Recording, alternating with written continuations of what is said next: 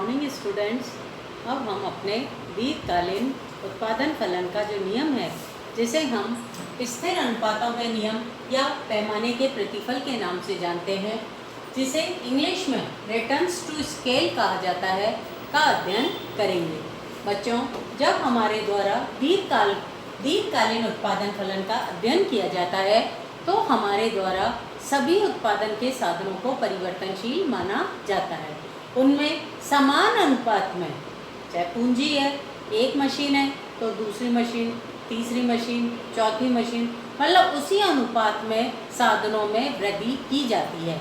भूमि है, 1 हेक्टर है तो 2 हेक्टर, 3 हेक्टर, 4 हेक्टर या 5 हेक्टर स्टार्टिंग में है तो 10 हेक्टर दुगनी हो गई, 15 हेक्टर तिगुनी हो गई, 3 गुनी हो गई। इस तरह से परिवर्तन किया जाता है साधनों में। और श्रम है तो 1 इकाई, 2 इकाई, 3 इकाई, 4 इकाई। जब सभी साधनों में परिवर्तन किया जा सकता है तो वह अवस्था किसी भी फर्म की दीर्घकालीन हो जाती है। दीर्घकाल के अंतर्गत स्थिर अनुपातों के नियम और पैमाने के प्रतिफल प्राप्त होते हैं। सबसे पहले आपकी बुक के 6 चैप्टर के अंदर पैमाने की परिभाषा दी हुई है। पैमाना मापने की इकाई होती है। स्केल जिसे हम कहते हैं, स्केल से हम क्या कहते हैं, मापते हैं किसी भी चीज़ को। जैसे लिक्विड को मापने के लिए आप क्या लेते हैं, लीटर। इसी तरह से आपके सड़क कपड़े को मापने के लिए मीटर लिया जाता है। इसके अंतर्गत ये जो हमारे दीर्घकालीन उत्पादन फलन है, इसको मापने के लिए भी पैमाने की रेखा ली जाती है। ये सारे समुत्पत्ति वक्र रेखा, पैमाने की रेखा मैं आपको पढ़ा चुकी हूँ इससे पहले वाले लेक्चर के अंतर्गत। आज मैं डायरेक्ट आपको पढ़ा रही हूँ आपके पैमाने के प्रतिफल या स्थिर अनुपातों के नियम। ये जो स्थिर अनुपातों के नियम कहें या पैमाने के प्रतिफल कहें बच्चों, जिस अनुपात में संसाधनों में परिवर्तन किया जाता है, यदि उत्पादन उससे अधिक, उससे कम या समान अनुपात में परिवर्तित होता है तो वो तीनों नियम आपके स्थिर अनुपातों के नियम के अंतर्गत अध्ययन किए जाते हैं।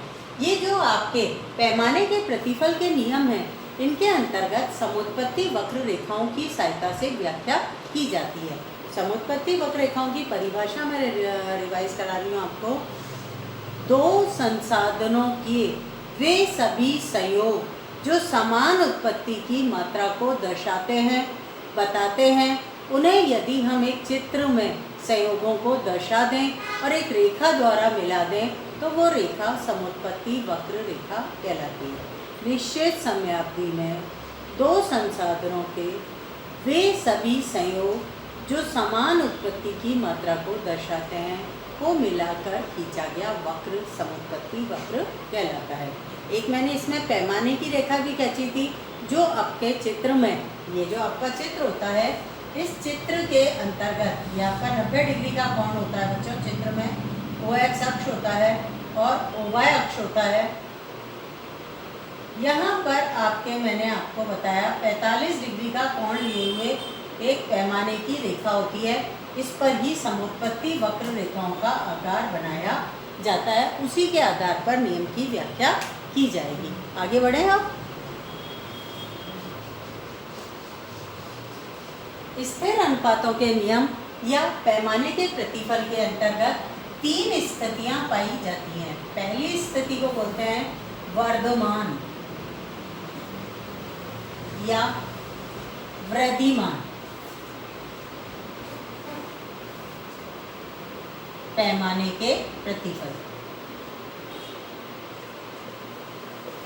दूसरी स्थिति आपकी होती है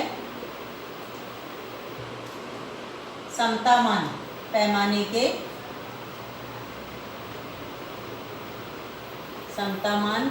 के प्रतिफल। और तीसरी स्थिति आपकी होती है ह्रासमान पैमाने के प्रतिफल। ये जो तीनों स्थितियां होती हैं, इसमें साधनों के अनुपात और उत्पादन के अनुपात का परिवर्तन का अध्ययन किया जाता है।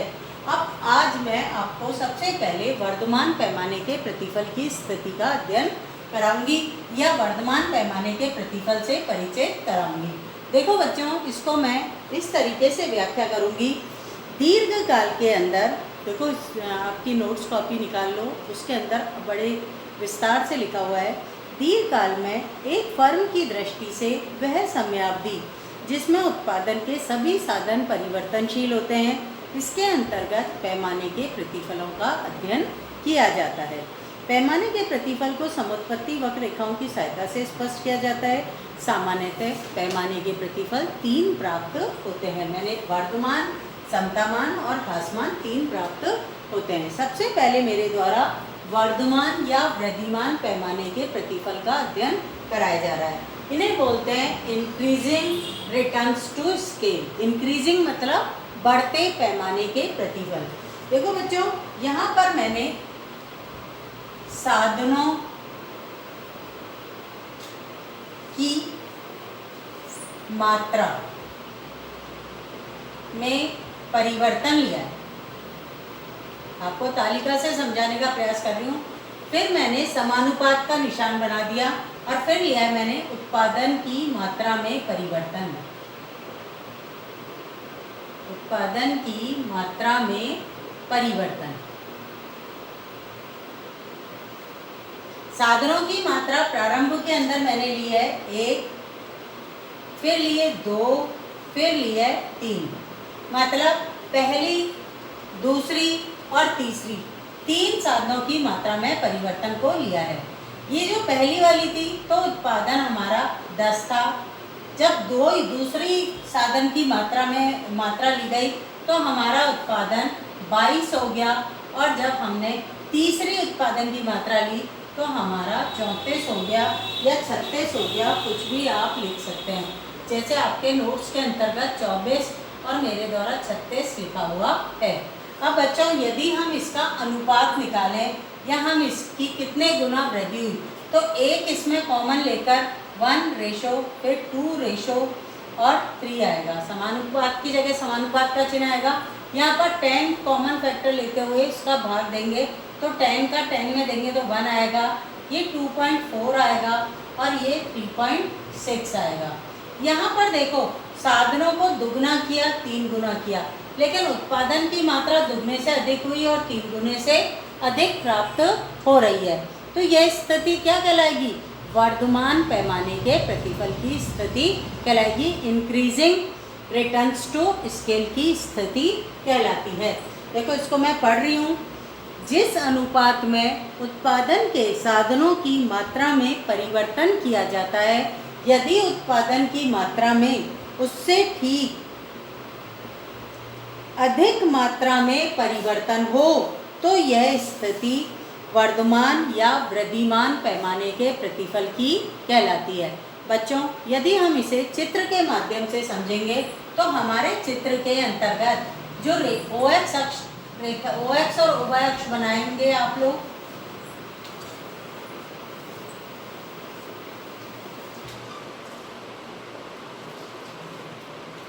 यहाँ पर आपने श्रम को ले लिया, यहाँ पर आपने पूंजी को ले लिया या भूमि को ले लिया, जो भी आपका साधन है।